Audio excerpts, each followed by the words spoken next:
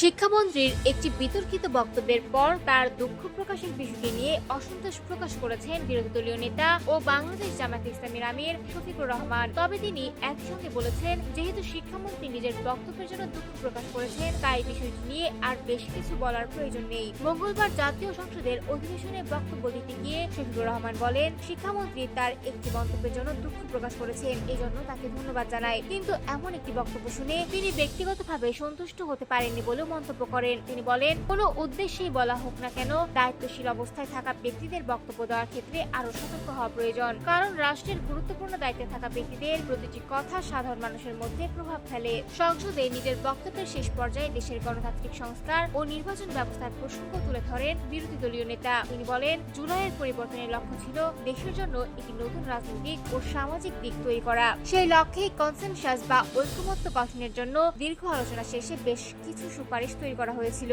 শফিকুর রহমান আরো বলেন, এসব সংস্কারের বিষয়ে জনগণের মতামত জানতে গণভোট আয়োজন করা হয় এবং সেখানে জনগণ সংস্কারের পক্ষে রায় দিয়েছে। তবে পরবর্তীতে কিভাবে বিষয়টি এগিয়েছে তা নিয়ে প্রশ্ন রয়েছে বলেও মন্তব্য করেন তিনি বলেন, বারবার প্রতারণার অভিযোগ তোলা হচ্ছে, কিন্তু পুরো বিষয়টি কিভাবে ঘটেছে তা এখন স্পষ্ট নয়। তাই গণতান্ত্রিক সংস্কার ও জনগণের প্রত্যাশাকে গুরুত্ব দিয়ে সামনে এগিয়ে যাওয়ার উপর জোর দেন তিনি।